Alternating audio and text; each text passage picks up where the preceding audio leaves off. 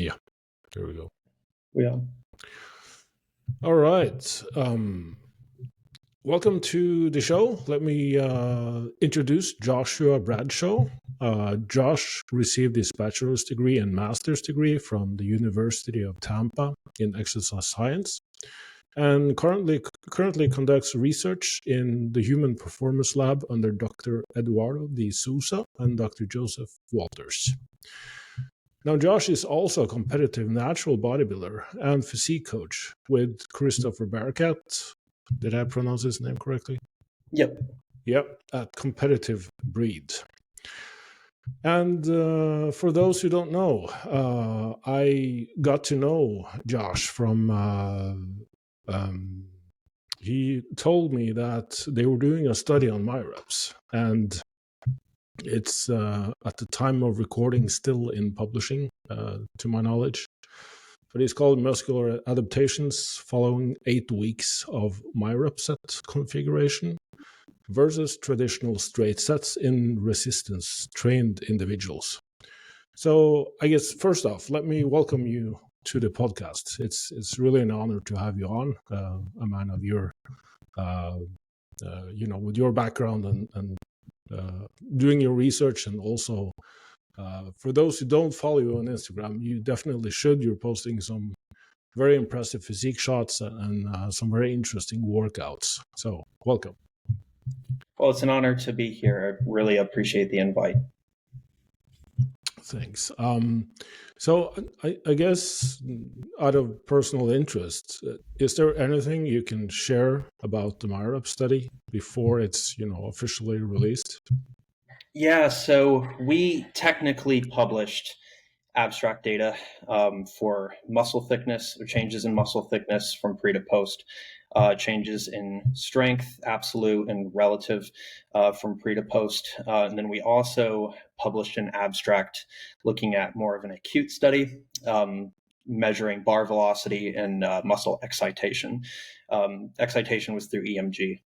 And interestingly, there weren't any differences between protocols. The strength data indicated that both programs were viable in changing or improving strength adaptations, both 1RM strength and 70% 1RM reps to failure, as well as muscle thickness. There was no difference between protocols from pre to post. Additionally, so when we took an acute study after the protocol was ran, after the 8-week period, and we threw on some EMG devices onto the subject's pecs, measured excitation, looked at it. When I say excitation, I'm talking along the lines of activation. It's just a more appropriate term to use for when we're looking at EMG data. So we looked at that and compared within subjects, what did that look like, between protocols, as well as the bar velocity. So just how fast or, how close to failure each repetition was, on a rep to rep basis. Interestingly, we didn't find a difference between the amount of slow reps that were done between conditions. We set a predetermined threshold to kind of start counting, if you will. And the reps that were done below 0.3 meters per second, it was nearly identical from pre to post. So if that kind of alludes towards an effective reps theory, that I would say that's a pretty close bet. Is that in the entire picture? It's kind of up for debate, but it's, an interesting data point that we're going to expand upon in the paper. Awesome.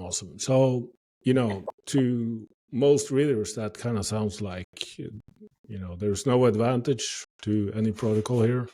But I guess the main, me having personal biases here, the main thing to focus on is that there are equally valid ways to train, but with Myo-reps, you save a lot of time. Yeah, What's your and that's opinion what we here? found. Yeah, the subjects were in and out, and like one was like 30 to 45 minutes, the traditional straight set condition, and then the myo-rep condition was less than 15 minutes. Exactly. So it's generally just a time saver, but again, what was like the total volume here per muscle group or for the exercises tested? So the difference between conditions, or like the protocol itself? Yeah, like the protocol itself, you compared it to, was it 3 straight sets? Yeah, so it was one myo-rep set following the protocol that you have on your website, and then the straight set condition were 3 straight sets to failure in the 6 to 12 RM rep range. Um, and we did that for the bench press, flat bench press, the incline bench press, and cable fly. Right.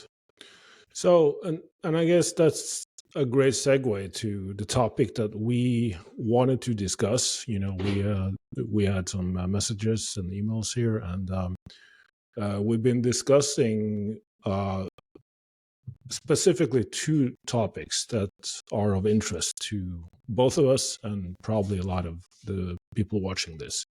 One being the validity of using high reps in training. There's now probably more of a trend towards 5 to 8 reps being like a sweet spot, and suddenly you shouldn't be doing more than that because it's just more fatiguing and doesn't provide more hypertrophy.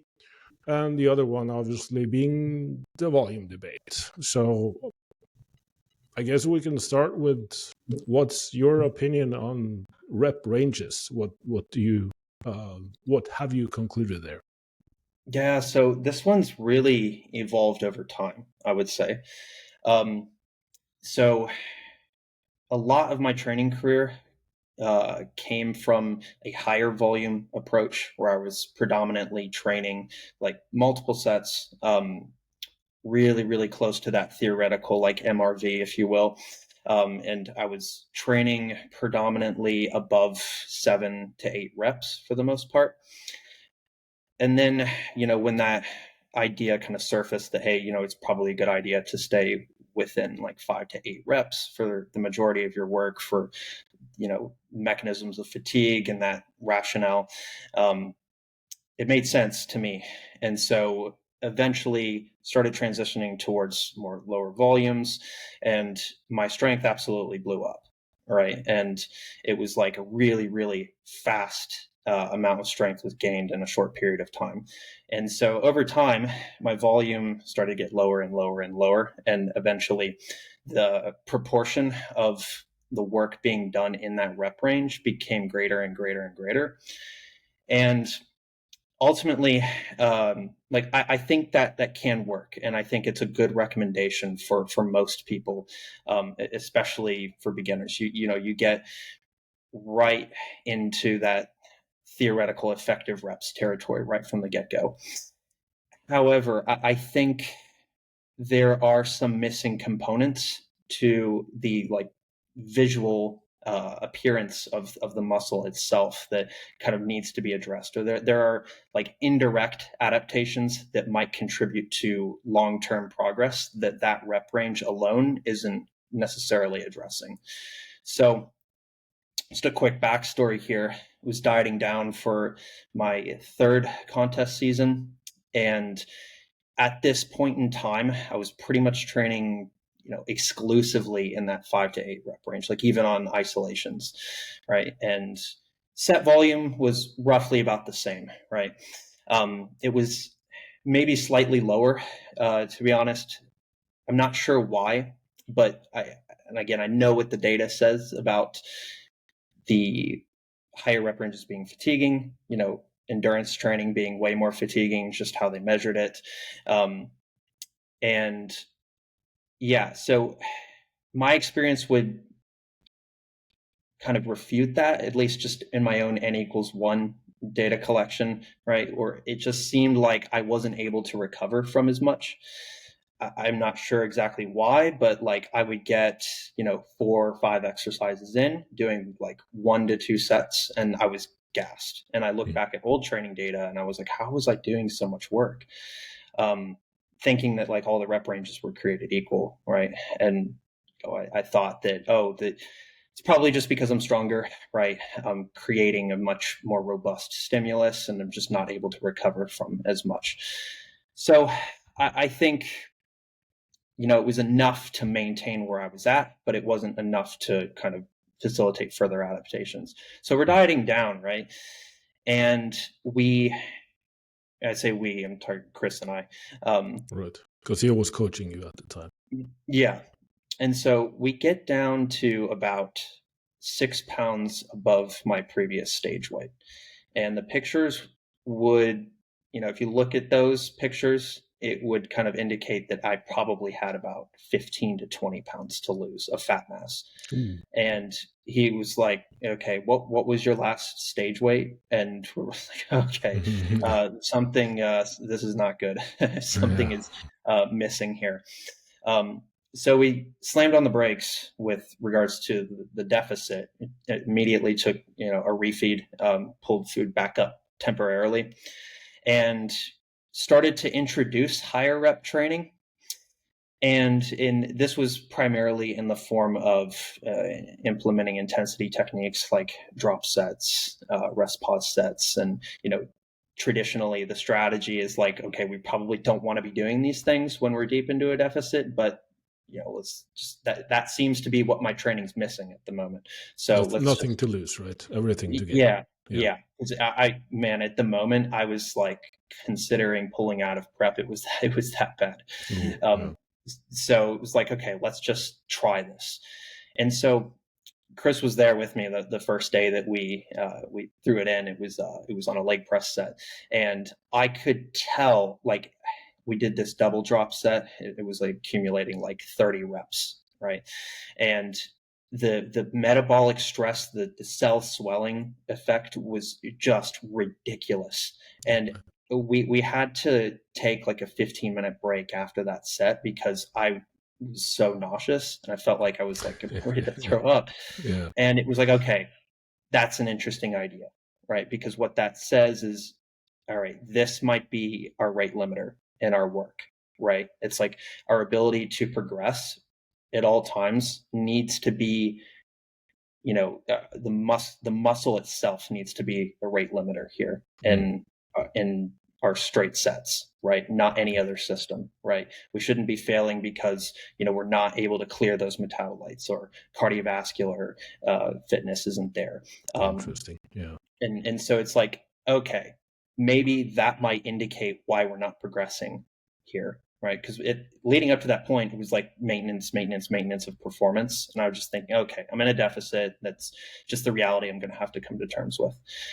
So my legs blew up. Like, it was like immediately at the end of the session, my quads looked twice as big, right? We're like, okay, let's do this at least one time for every single body part here.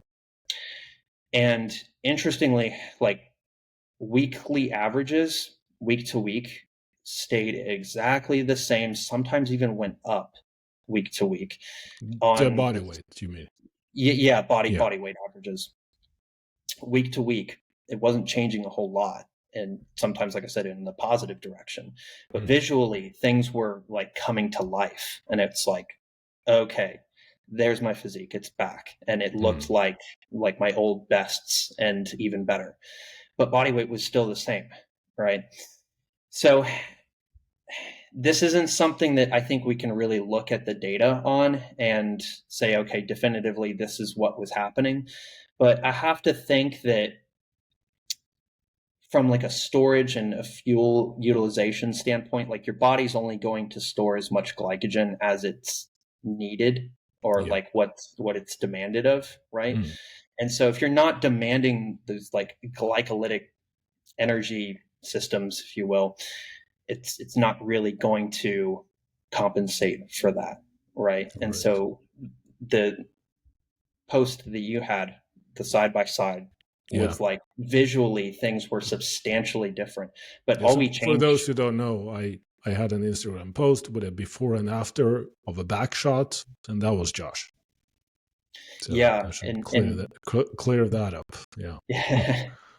Dramatic So difference. So yeah.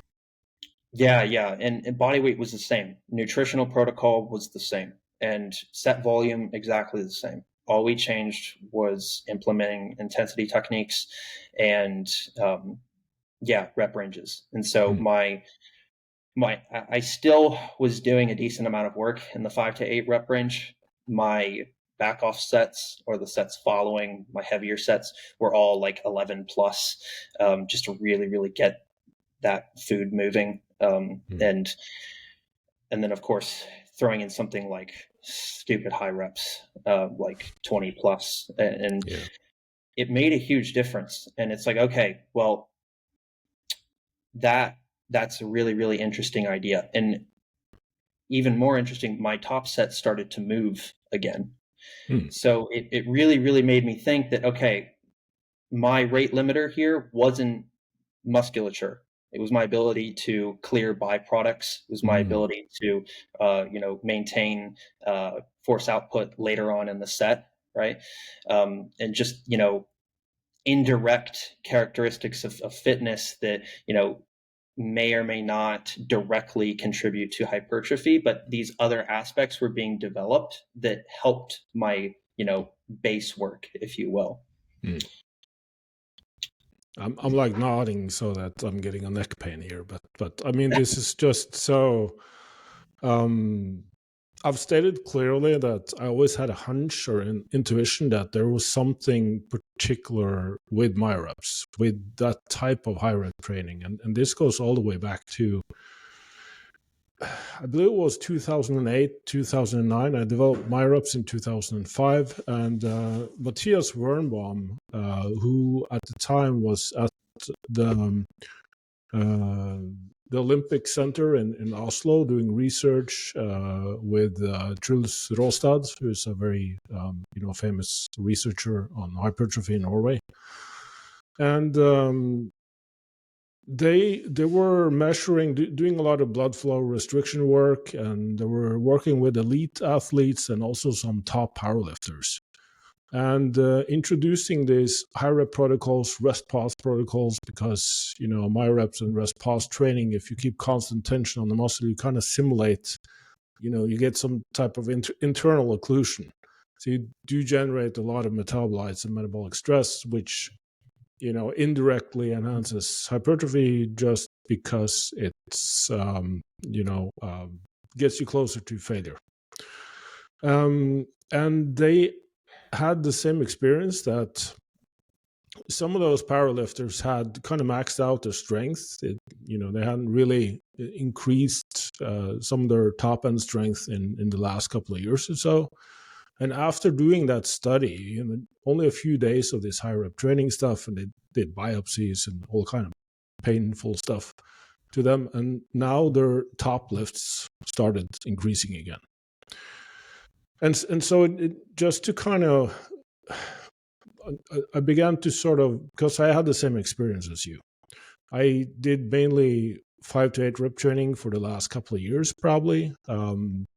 A few more rep sets here and there, but since I had such impressive strength gains, I was back to my 20-year-old self in some exercises and maxing out machines, and it was just ridiculous, and with low volumes as well.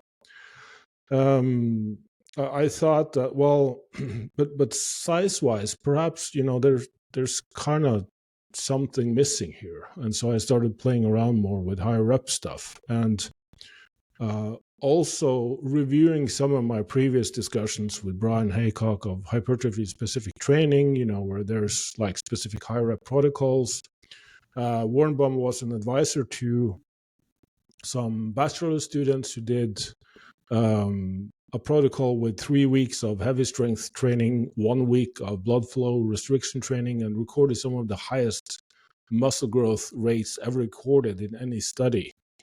And so I was, intrigued what's going on here. So to me, it kind of always made sense that if you look at the body as a system, there are many bottlenecks that can develop if you only focus on one quality. And for me also, I noticed that I had been underestimating the effect of doing cardiovascular training and getting my, heart diagnosis and everything. I'm going to start doing some cardio and taking care of that part of my physique as well. And I noticed I was recovering better. My work capacity was better. I would tend to have a huge drop off in reps from one set to the next. And suddenly I could repeat my performance from set to set. I had more energy. I had, a host of benefits. Obviously, also losing some weight was a benefit. And so to me, it's kind of just looking at it physiologically and from the research and the study. I think sometimes we jump to conclusions and apply protocols that are scientifically sound. But on the other hand, we also have observations from, like last week, I talked to Cliff Wilson, who you know as well. He's a very he's one of the best natural bodybuilding coaches, and he outright stated that I stopped looking at the research probably 10 years ago and just started doing my own thing from observation, trying out things, and in a true Bruce Lee philosophy kind of way, discarding what didn't work and keeping what did. He also arrived at the conclusion that, there's some definite value in doing higher rep stuff. And, we'll get back to the volume question also, but I think it's too easy to throw the baby out with the bathwater and kind of forget that there's many things we probably don't fully understand yet. So just to kind of tie up the loose ends here, my experience has been the exact same as you. Perhaps it's not a direct growth stimulus advantage of doing high rep stuff, and we should definitely not stop doing low rep stuff and only do high rep stuff. But there are many systems involved in building your muscles and your physique that probably needs elements of different pathways. Yeah, I would agree 100% there. It kind of begs the question of whether or not we should be periodizing our training, or should we have, implement lower, higher rep training within a single session, or just what that timeline would look like. Just because, like, going back to like years prior when I initially switched from like higher volume training to like lower rep, lower volume training, like my strength blew up. So it's like the opposite was also true there. It's almost like my nervous system and my neurological ability to, generate force through muscle was the rate limiter. So like if you're always training in, the 8 to 15 rep range or something like that, and you suddenly take off a 5RM, it's going to feel really, really heavy, right? And so in the opposite direction, it's like that could be a bottleneck as well, right? And that could be our rate limiter in the same way, higher rep training and clearing metabolites and those byproducts or cardiovascular fitness was like a rate limiter. It's like it can go both ways theoretically, right? If that makes sense. And so it's like, okay, we want to make sure that, like I said, the muscle itself is the rate limiter in everything that we're doing. So it's like, man, it really, really makes a strong case for varying rep ranges like that, just to ensure that all of our other systems are like up to date, if you will. Yeah, it's a really interesting idea. Yeah, and I mean, especially for physique competitors, where you're not being judged by whether you can max out the machines or not. You're being judged on visual appearance, and whatever improves that visual appearance, we kind of need to be doing that, right? Yeah, absolutely. And that's a really important point, because it's like if we took an 8 to 12 week study and compared my training before we implemented those techniques to my training after we implemented those techniques, it's likely that, depending on the device that we use to measure body composition, that there may not have been a statistically different result between the two, right? But visually there was, right? So it's like, okay, the study might say one thing in a lab setting, right? But visually things are very, very different, right? So I think a lot of us get lost in that, like, well, this is what the paper says, but it's like, is that the entire picture? Certainly not. Exactly. And I'm looking at like a page from your workout log here, which is from your Instagram stories. I took the liberty of screenshotting it. So just to kind of, walk through one of your workouts, I know you've been switching up the splits and how you kind of set up a training week according to, weak point targeting and what you want to improve and maintain. But I'm kind of, it's interesting to look at here. For instance, you do a Y race, which is, like a lateral delt movement, 2 sets of 12 to 20, and the next one is the shoulder press, machine shoulder press, 1 set of 6 to 9 reps, 1 set of 9 to 15. There's generally 2 sets per exercise, but you have several exercises per muscle group, and I also see some 20 to 30 rep work here and there. So can you kind of, because that's going to be our next discussion, the training volume. And again, Cliff Wilson will tend to, recommend 10 to 20 and maybe more. I'm, one of his training programs now, and initially it just killed me.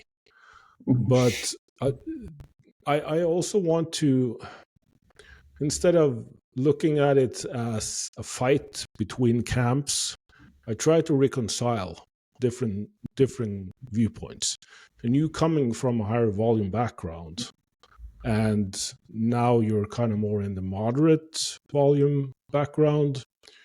First off, my personal perspective on it is that once you account for proximity to failure, it begins to make more sense. And then we can kind of, is it like on an individual basis, or is it just an overarching general principle that you can be doing more reps in reserve, more sets, but you can also get pretty much the same effect by just going closer to failure and having a few sets? What's your thinking around this?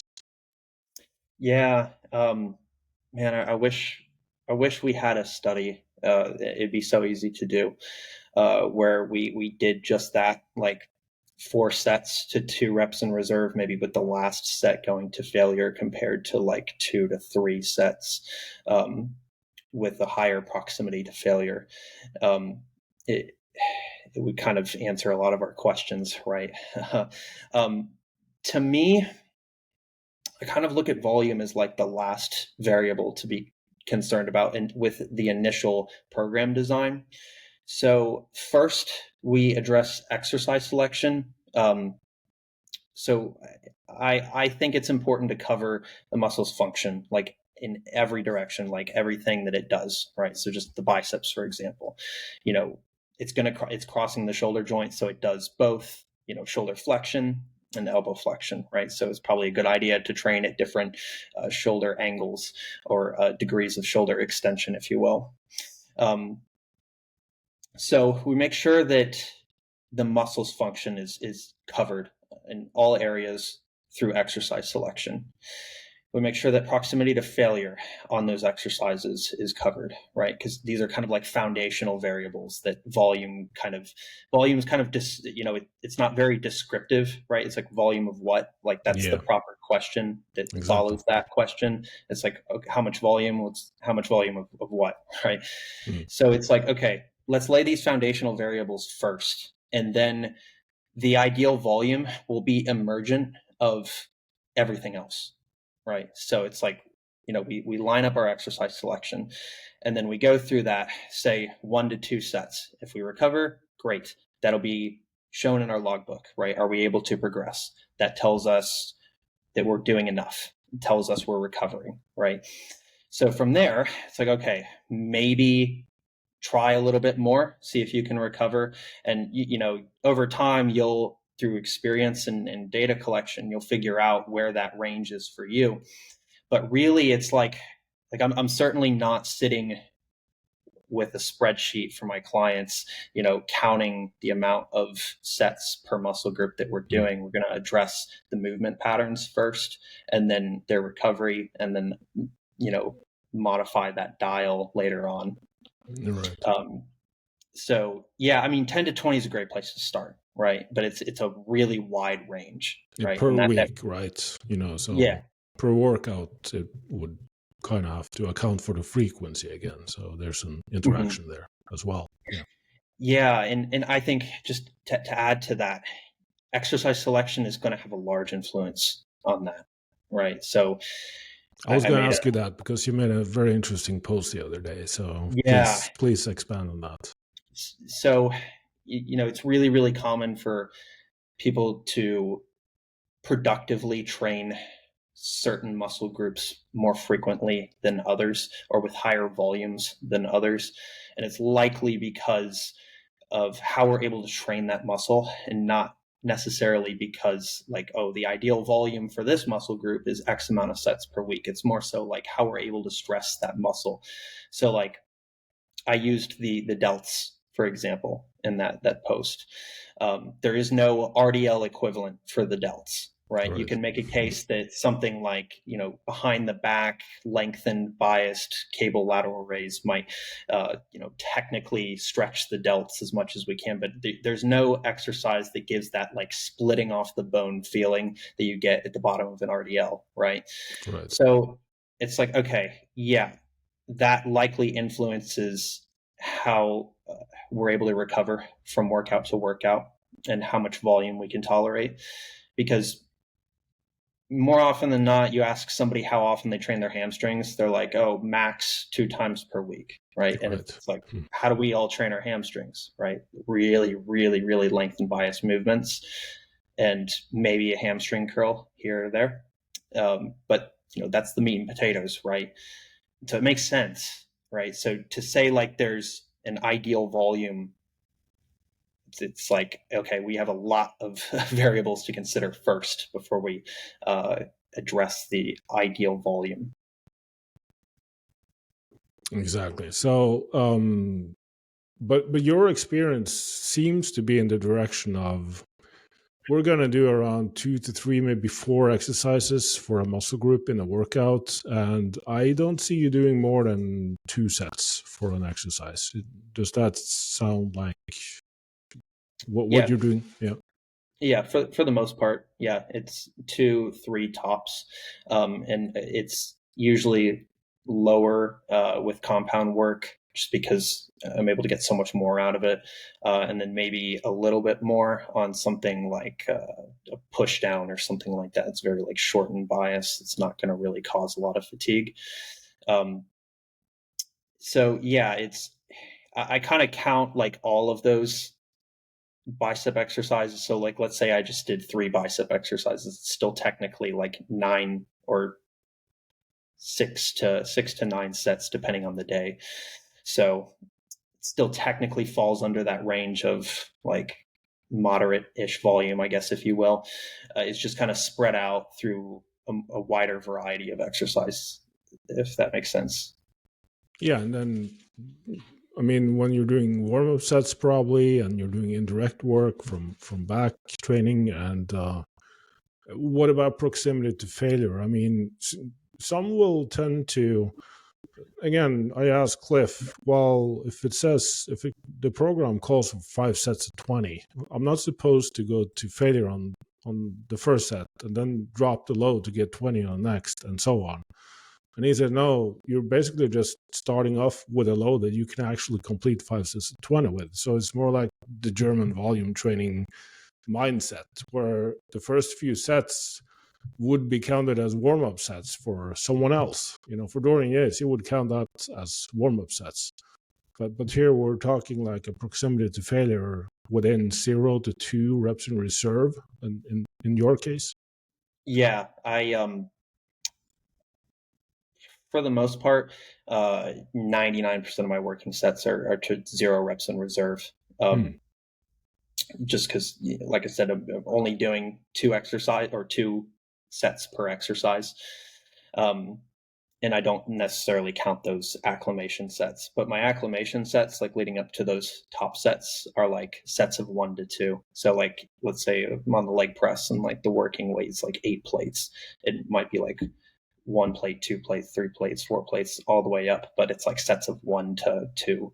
Right. Yeah. So So they're you're not nowhere doing near. like 5 to 10 rep warm up sets to get to that point. Right. Right. Yeah. So proximity to failure, it's kept static for the most part, and it's pretty much to the house on every single set. Yeah, that makes sense. So compare that to your high volume phase. And first off, just a quick comment on I also tend to think, for those who didn't read my latest article on, if you have plateaued in your training and you're getting to an advanced level, how do you kind of squeeze out the last couple of kilos of muscle mass? I do believe introducing exercise variety is the key, just as you're talking about here, to kind of hit all parts, segments of a muscle. And the more complex the muscle group, the more exercise variety you probably need, the more advanced you are. I'm not saying this is for beginners.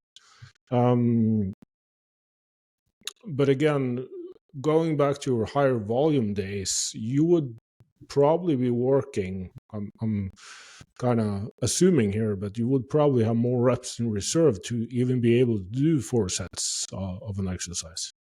Oh yeah, absolutely. Yeah. For the most part, things were avoiding failure, like far from failure, usually around that 3 to 4 mark. And then periodically visiting that failure point, and then typically would take a deload after that because it was like 5-6 sets. And at the time it was like, okay, this is evidence-based, right? Because this is what the data would indicates best. And so yeah, but again, we all know the limitations of doing that. So yeah, all of when you do a lot of sets, it's like you can't take them all the way to the house, right? So there's that inverse relationship between volume and intensity that we have to account for. And that's kind of where I'm just thinking, can't we just all get along?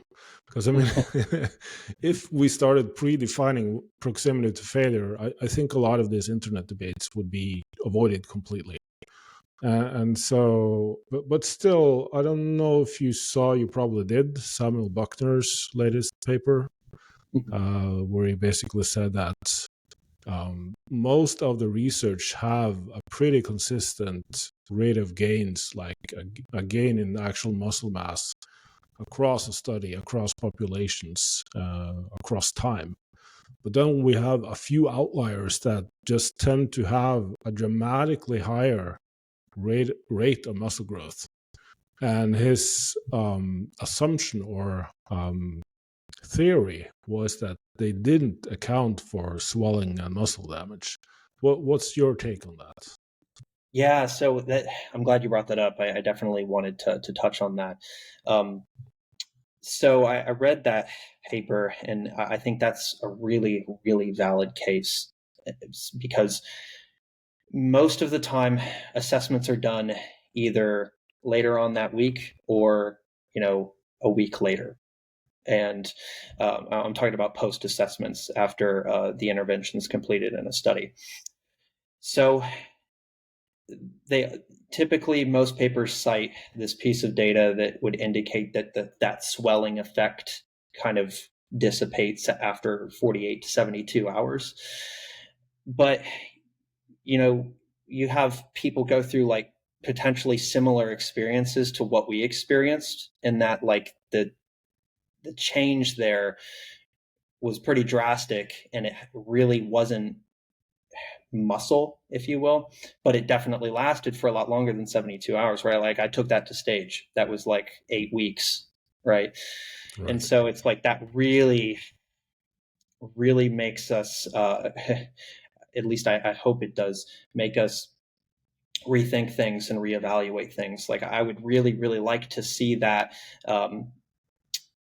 that idea examined in other studies, like the failure studies, just because we know that, training to failure is going to have a similar effect as training to higher volumes, right, in terms of like swelling and inflammation. So yeah, I mean, that's a big deal, because if you think about it, what we're looking at with ultrasound, what we do, we put the probe on the muscle in a standardized spot. We trace the distance between the bone all the way up to right below the subcutaneous fat layer, right? The distance between the two is the measurement that we take down, right? If somebody is carrying more glycogen, right, or they're fuller, or they're just more inflamed, that distance is going to change, right? But that has nothing to do with contractile proteins. So it's an interesting potential limitation to things. Chris and I did an acute case study on peak week, and we basically took body composition measurements from his depletion through his load to like the day of contest. And we actually found a substantial difference in muscle thickness just from carbohydrate manipulation without training at all. You don't train on peak week. It's just light pump work. Right. And it was over like less than a week. So it's like, okay, if that's influencing ultrasound measurements, it's like, okay, then this certainly is, right? So yeah, I think this is an idea that needs to be examined among a great deal of topics, for sure. Yeah, again, I guess the counter argument to that would be, well, it's still muscle. I mean, but to me, it indicates that this is a very short-term acute effect that you can take advantage of, but you shouldn't be counting on for. I mean, most studies are 8 to 12 weeks, right? And if it's conflating swelling with actual contractile tissue, then that's a flawed assumption, right? So we tend to make, let's all do 52 sets, right? Because look at how big we can get from that, and extend it into like a training career spanning decades.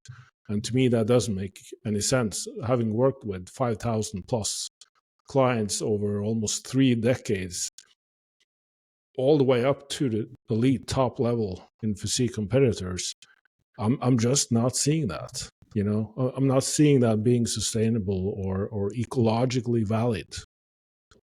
Yeah, me either. I think it's important for a lot of us to remember that observation is the first part of the scientific process, right? And if we see, or we're collecting data in a client, and we see, potential trends going in one direction that might not agree with the body of evidence that we have, you can't consider yourself evidence-based if you ignore that, right? Because although it's n=1 data, it's like that's still data, right? And we have to take that into consideration, right?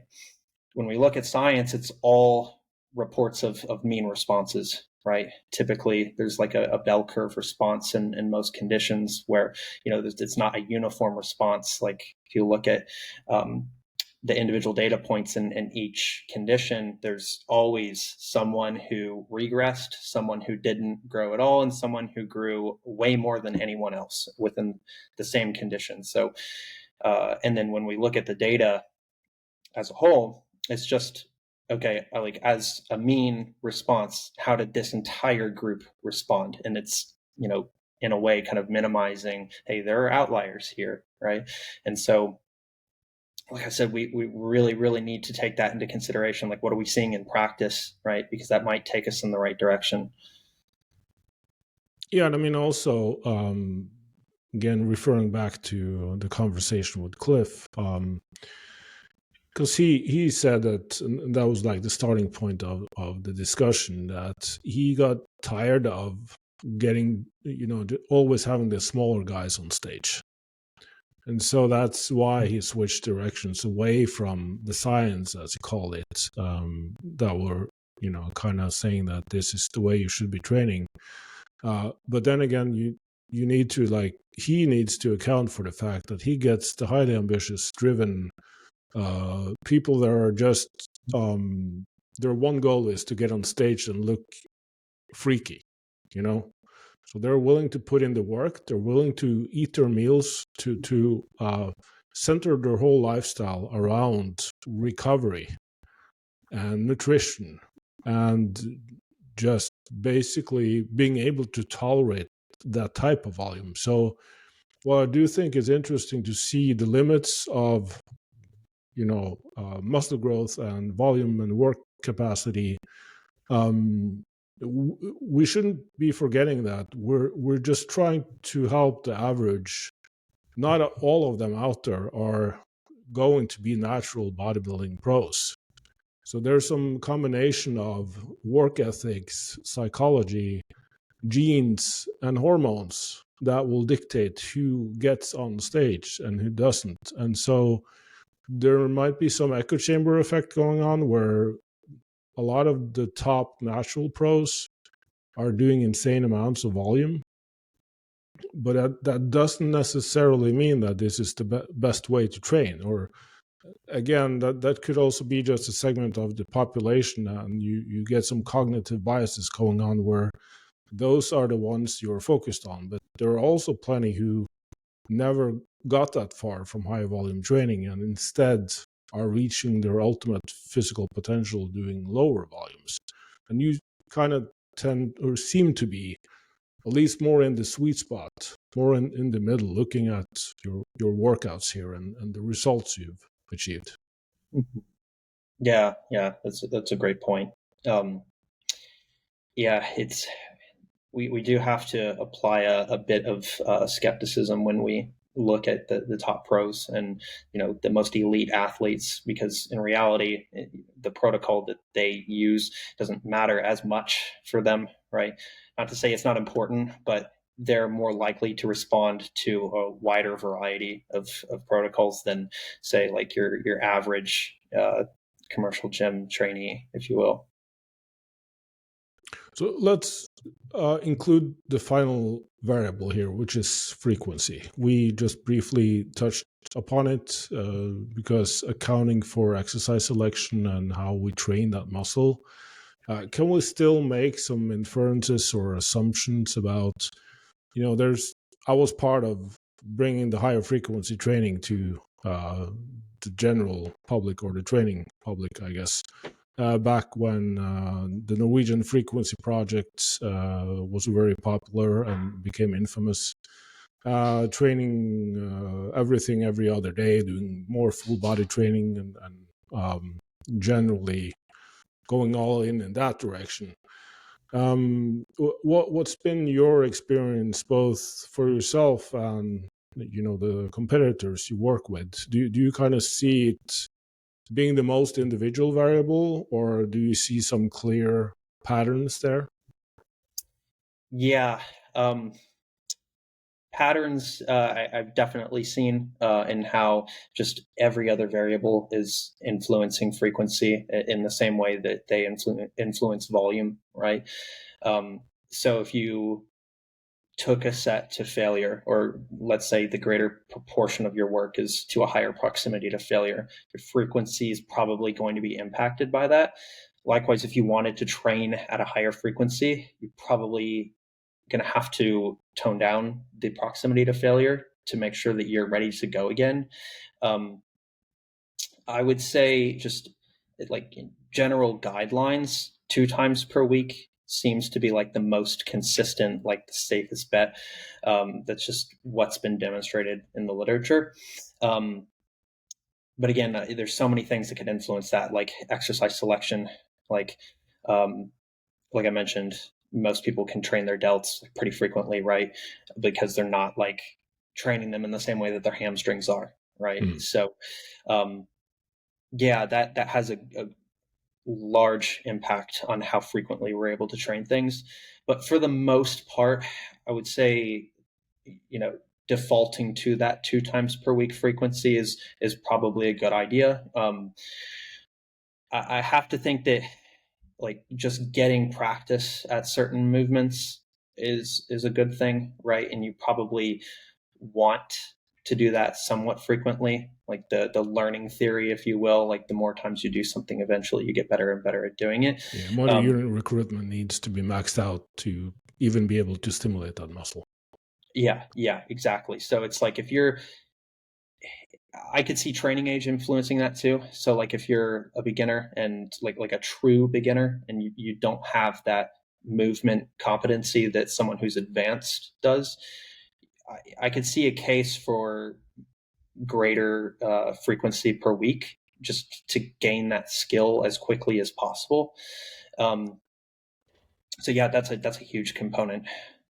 But like I said, it just seems to be that like that 2 times per week. I wouldn't really go over 3 times just because just in my own training and just all the clients that I've had, no matter what, if we choose a higher or lower volume approach, it's like we run into joints and connective tissue issues. And, I think we need to be mindful of the rates of recovery are going to be different for like different systems, right? So uh, theoretically, like your muscle could be recovered, but your joints might not be, right? So that needs to be taken into consideration.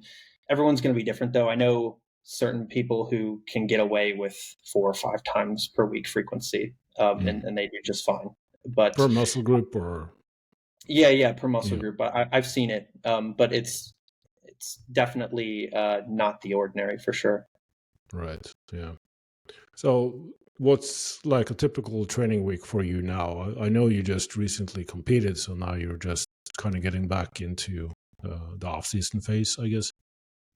Yeah, so typical training week. I'm on a rotating split. It averages out to about 5 sessions per week, but it's 3 on, 1 off, um, and generally hit each muscle group 2 times per week.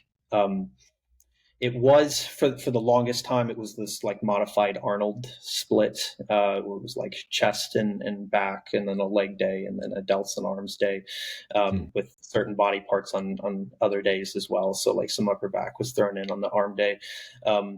That was primarily for my individual physique needs. So my chest and lats were like, and delts were really, really like overpowering. And so my arms really needed that extra attention. So that just made sense. Lot of my training has been some form of a push-pull leg with sprinkling in other body parts on other sessions. We're doing some experimenting with higher leg frequency right now. I'll definitely post about that as soon as I just get more data on it and how I respond. I've never done something like this, but it's just slightly higher frequency. Something I haven't tried before. My legs have notoriously been a weaker body part. I just don't match my taper. So the goal's been to bring that up. So that's the primary focus each week. Interesting. Yeah, and again, that's my current split. I just switched into. I was doing like push pull legs for 3 days in a row, 1 day of rest. Then I had an arms day, and then I had a high rep day where I just had some lagging muscle group work, and that worked amazingly well. Now I'm still on the push pull legs, 1 rest day, and then I have 1 day with back focus and 1 day with leg focus. So now those are and to sort of tie this together, I do believe that at a certain point when you want to improve your physique, it's just because people are looking for, tell me the optimal frequency and volume for each muscle group and then tend to solve for that. Whereas I'm more of the opinion, well, but everything requires recovery and energy and time. So at some point, you're not going to be able to bring up certain body parts because you're just generally spending your energy in all sorts of direction. So what we're actually talking about here is specialization. That at a certain point, you're going to have to start, from the top with the exercise variety part, the proximity to failure, and the volume. And now bring in the volume as the most individual variable, where if you want to prioritize some muscle groups, now you can start trying to train them more frequently, but you can't train everything with the same frequency. You kind of need to now think more maintenance for some of the other muscle groups. And, perhaps as a side effect of that, you might even improve them because they have been overreached or overtrained for the longest time. Yeah, definitely. And that's a good point, because a lot of people look for that like ideal program, that ideal split, ideal frequency, when in reality, like a different split is just a different iteration of how you organized volume, intensity, and frequency, right? Right. So that's because I get that question all the time, like what split should I do? And it's like, well, there are some ones that are better than others, but in reality, it's like they're very, very similar, right? At the end of the day, we've accomplished a lot of the same things. Yeah, exactly. So I don't know how you are on time, but I would like to touch on nutrition as well. Yeah, I'm good. Yeah, great. So again, being a natural competitor and being in great condition, I definitely had you first on the last one, but you were up against Eric Helms, wasn't it, on Yep. your last competition? So we know how he did. He got his pro card, so definitely much improved. But both you and Chris, Barakat, and the way you approach things, I noticed he made a post about, again, going kind of beyond evidence-based recommendations and doing really high protein intakes, because that just seemed to be better at that stage of leanness and trying to get into that sort of condition. So can you kind of just give us like an overarching nutritional principle outlined for someone as Yeah, yourself? that's one of the first questions like we almost always get, is like, why is protein so high? Um, and Don't you so like protein? Come on. yeah, I like it, Yeah, I love and it. that can be enough of a reason. So we know that protein requirements is going to go up when we're dieting down, especially at really, really extreme levels of leanness.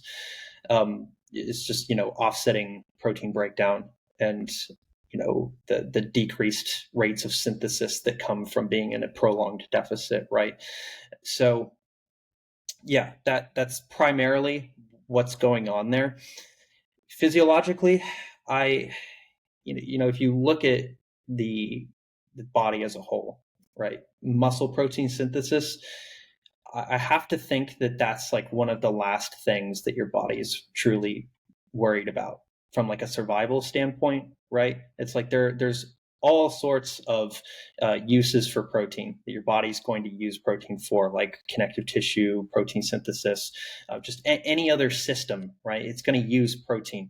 And just, think about it like hunters and gatherers, right? It didn't make a whole lot of sense to carry a lot of muscle, right? So it's like, muscle protein synthesis is probably one of the last things that happens, right? Or your body kind of tends to, right?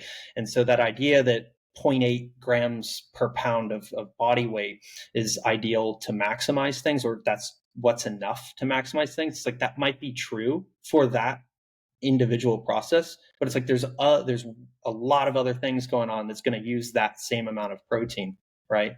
So it's like by the time it gets to MPS, it's like, okay, are we truly getting enough here, right? We also see a case for increasing it in the off season as well, just because you push food high enough, you start getting like trace proteins that come from like carbohydrates, fats, and eventually the quality of that protein like proportionally starts to decrease unless you increase protein with the increases in calories in general. So it's kind of the rationale there. There's some science that would support really, really high protein intakes, but I think we still need to see more data. But again, anecdotally, Jose Antonio's studies, I guess. yeah.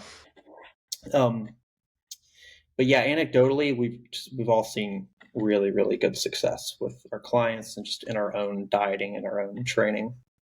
Right. And would you give like a range of the typical protein intakes in gram per pound or kilograms? Yeah, so we typically, if you have a calculation of like how much lean body mass you're carrying, 1.2 to 1.6 grams per lean body mass. Lean body mass, right? So you Yeah, subtract fat mass and then apply in an that number. ideal world, yeah. Right. Yeah. If you had that ideal number. So mine roughly stayed around 250, and I was 180 pounds on stage. Right. Yeah. That makes sense. Yeah. And also the energy balance plays into this. So again, what we talked about last week with Cliff, that most just don't allow themselves sufficient time to get in shape. So I had just today a client that said, I have 30 kilos to lose and I want to lose it by summer. And I was like, well, I've tried it before, but I always starved and then fell off the wagon and had to, binge eat back to a higher body weight. And I said, well, maybe it's time to break that pattern now and have more patience. If you want to weigh 90 kilos or, 200 pounds, then perhaps start eating like a person that's already weighing 200 pounds and just take your time getting there. But again, contest prep is a different beast altogether, but it's of the utmost importance to preserve muscle mass, burn as much body fat as possible, while also being able to perform in the gym and recover from brutal gym sessions. So what's like your kind of approach there? Yeah, the longer the better, usually. Now that can get out of hand. I have seen like 45, 50 week preps, and I think that's just like so Yeah, unnecessary. full year of prep. That It, sounds it, brutal. Yeah. yeah, believe me, yeah, that would be ridiculously long. But generally, for the most part, if you have more time than you think you need, that's going to be better in 99.9% of the time. Just because, yeah, you can take a slower rate of loss and keep your gym performance, continue progressing, and really you'll be in better shape not only physically but like psychologically by the end of the prep. Um, a good way to tell how sustainable the approach was throughout prep is just how you handle the post show phase. So like a lot of people will binge really, really hard after their contest prep, and I know I did back in the day. we've all Yeah. been there, right? Yeah. But it kind of shows like, okay, this approach definitely wasn't sustainable. Like unless you had that like immediate goal, it's like that approach may not have been super sustainable. But if you took a less aggressive approach, just what we found, like I basically just got back to my numbers after like immediately after my show, and we just made an increase, and I just kept with that. Like and that's something I've seen with my athletes as well. The guys who we've been fortunate enough to take through a longer prep, they were like, hey, I want to keep going, like can we like continue tracking? And it's like, hey, well, if you're in a good place psychologically, that's great. We can actually take a true reverse here and really milk that phase out. And so I think that sets people up much better. It's a lot less psychologically demanding. You don't have to push activity as hard until the end. Like no matter what, that last month, it's gonna be hell, and Yeah. you're gonna go through the ringer. But leading up to it, I think you can enter that phase with a lot more gas if you just took a very, very conservative approach and you had a leaner starting point to begin with. So yeah, I think pushing someone, it's very individual, but starting with a more aggressive rate of loss out of the gate and then letting it slow down over time as we get leaner seems to be the most ideal, I would say. So when there's more to lose, we can get it off quicker while we feel good, and then when there's less to lose, when that risk of loss is a lot higher, things are a little bit slower. Yeah, I mean, everyone is looking for that magic key to fat loss, but I think it's just patience and consistency and the ability to delay gratification, because it's gratifying to see that you're getting, being ripped and the number on the scale, or your body fat measurements, or the striations in your glutes. But just like you said, being able to just stay in the game, stay in your lane, and take your time getting there, that's probably the most challenging thing. And the one takeaway from my first few preps was that I just went way too hard. It was just unsustainable. I didn't get into a great condition at all, and just binged for the first few weeks back to my, starting weight within 3 weeks, perhaps. I spent 16 weeks dieting and 3 weeks getting back to where I was. And so for this last one, I just started reversing back out because I'm not competing. So I just wanted to get into single digits. I spent like 14, 15 weeks going from around 14% to 8 or 9% body fat. So I just lost like 7 pounds or something. So it's just, half a pound per week on average. And that was just way more sustainable. Oh, absolutely. Yeah, absolutely. I was going to say something. Yeah. Just to kind of get an idea, where did you, end up calorie wise at the end of your prep?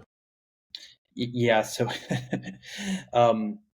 food got down to 1,500 calories. Ooh, It was basically, yeah. And it was about like that last month. It was just, protein sparing modified fast. It's just meat and veg, the entire time. wow. So yeah, that was challenging. Yeah, I can imagine.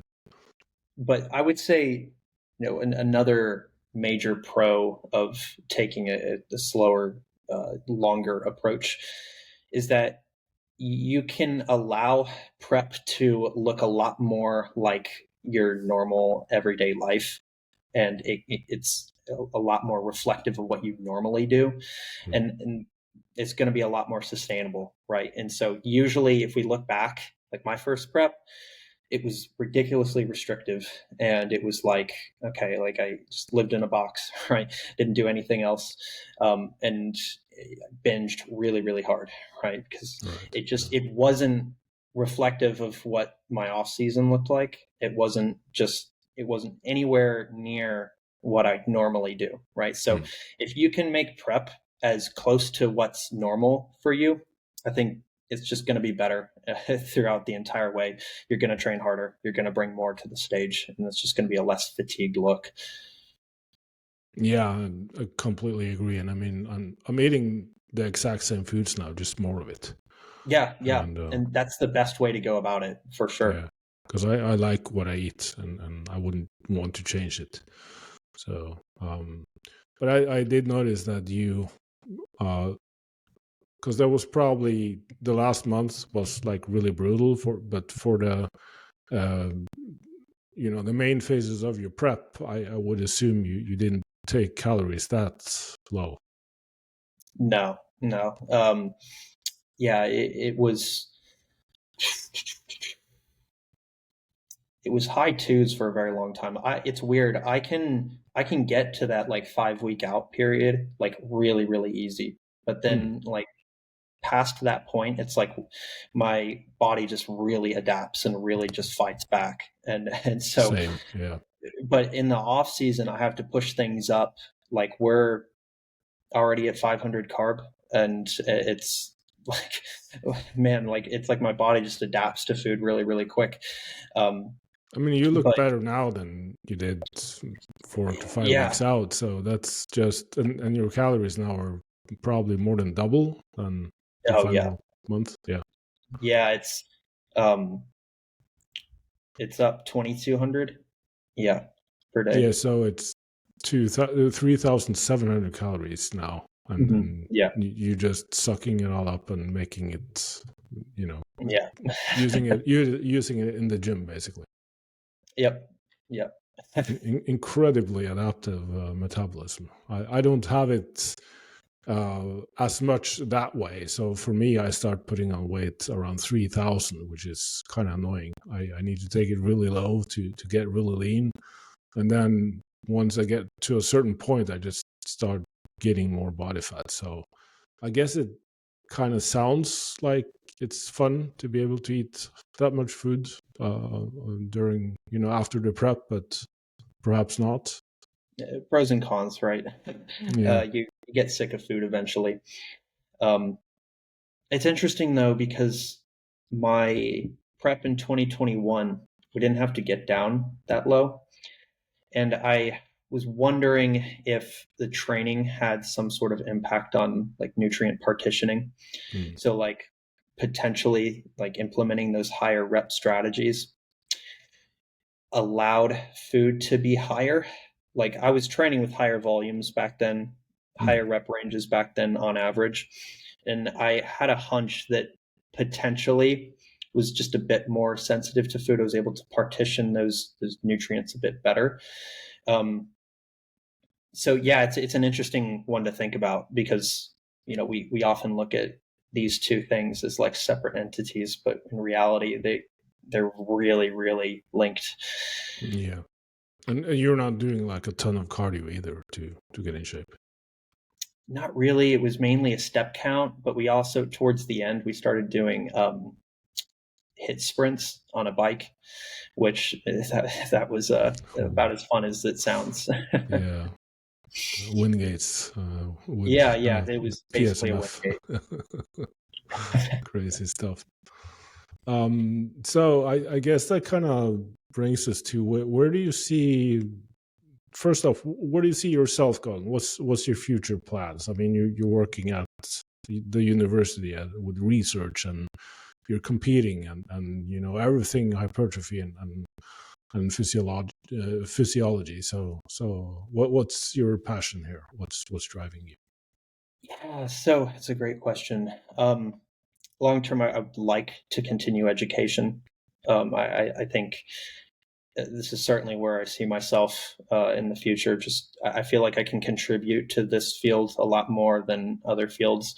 So continuing on and potentially getting a PhD down the road would be something I definitely want to do.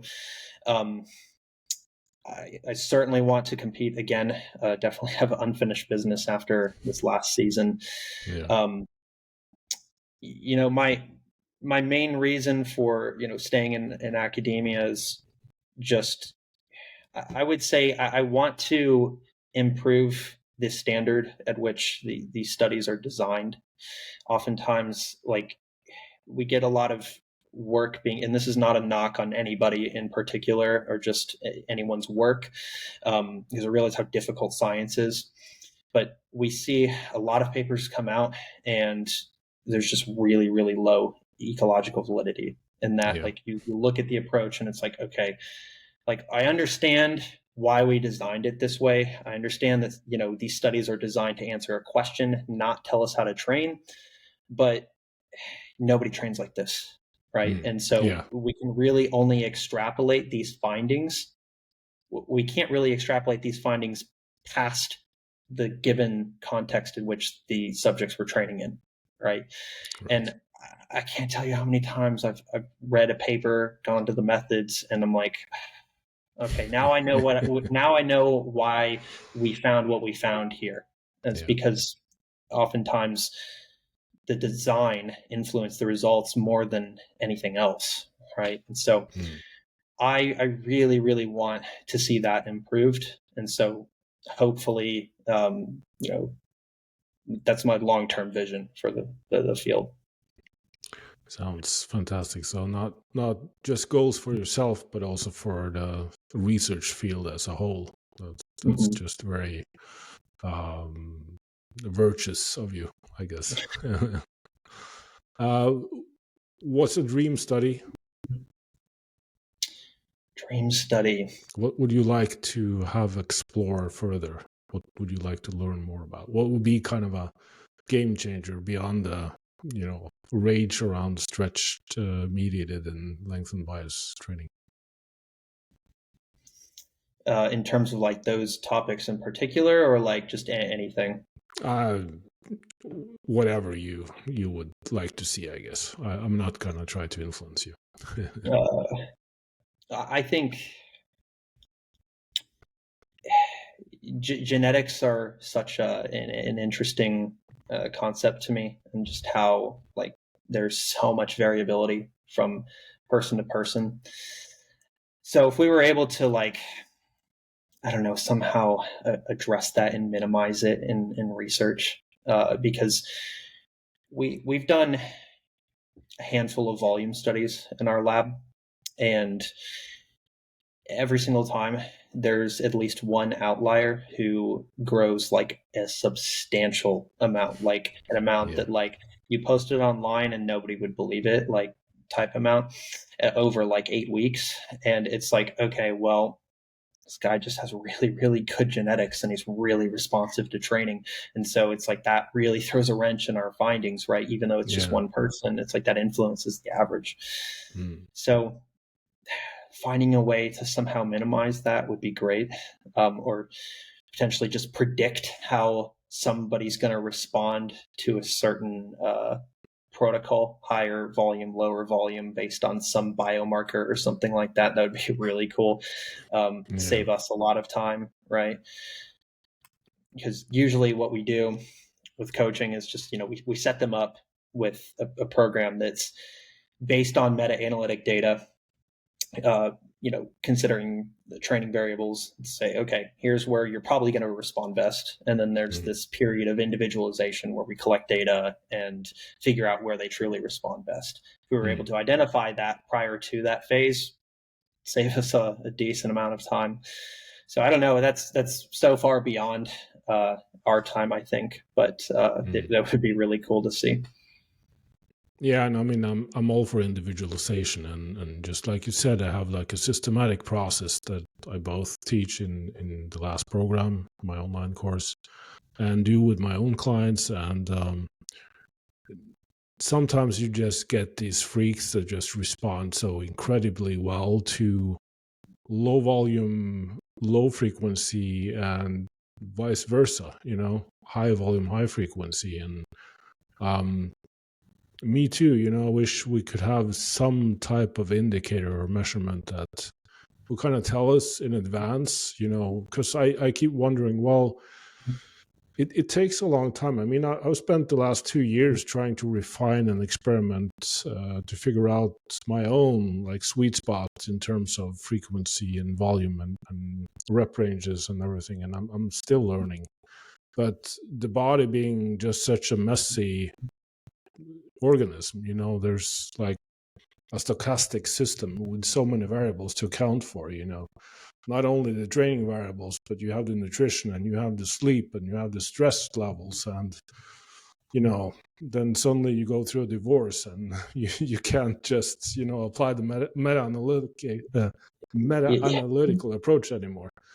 So yeah, and I just think the genetic analysis companies are selling fridges to Eskimos right now. It just doesn't seem to live up to the hype just yet. I wanted to believe it, but there's again so many interactions and epigenetics that we don't understand. So I also have high hopes, but it's probably after my time, I guess. Yeah, I would say so. Didn't they try to do that with like cortisol and testosterone like several like years ago? It was like an age-old study. Yeah. Looked at hormonal output, and what that told me was that there was like a general association between liking the way you trained, like your perception of whether higher reps or low reps was, enjoyable, and your cortisol and testosterone output.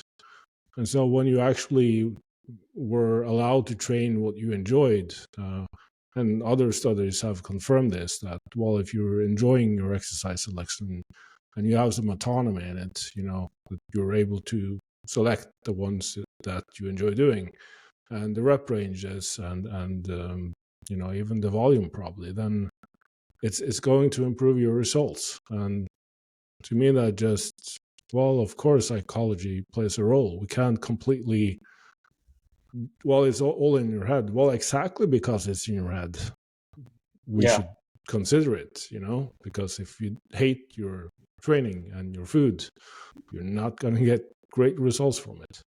Yeah, it doesn't matter if it's optimal on paper, right? If you hate doing it, if you don't believe it's going to work, right? You're just not going to put in the same amount of effort, right? Right. It could mean the difference between getting that extra rep and not. Like, I seriously believe that. Like, enjoyment's a really big one that's overlooked in the science community, no doubt. So we all want what's optimal on paper, but it's like someone really, really doesn't like that. Yeah. So again, people aren't robots or machines, so we shouldn't be treating them like that. Certainly. And just, again, motivation is such a strong driver of motor unit recruitment. So, it's the very foundation of being able to stimulate the muscle to grow. So we shouldn't ignore it. Yeah, certainly. All right. It's been very interesting, very thought-provoking, hopefully for everyone watching this. And I'll just finish off with asking, where can people find you? Yeah, so my formal work would probably be best found at schoolofgains.com. It's Gains with a Z. That's our coaching website. I've got some articles up there as well. In terms of social media, my Instagram is probably the best place. It is and then it's just my name clipped, Josh T, and then the first four letters of my last name, Brad. I'll put all the links in the show notes so people can follow your work, because it's truly impressive. I think the research you're doing, your perspectives on training and nutrition, and your physique is just, awe-inspiring and very, I think a breath of fresh air in the evidence-based community, because you kind of bring both on the table. It's obvious that what you're doing is working for you, and you also have some perspectives that, obviously, my cognitive bias is is involved here, because it's just confirming everything that I believe as well. So thank you for everything you're doing, and thank you for being on the show. Massively appreciate it. Seriously, the words mean a lot. That's been our goal for several years now, is just to bridge the gap between science and application. And so, yeah, it means a lot. Thank you. All right.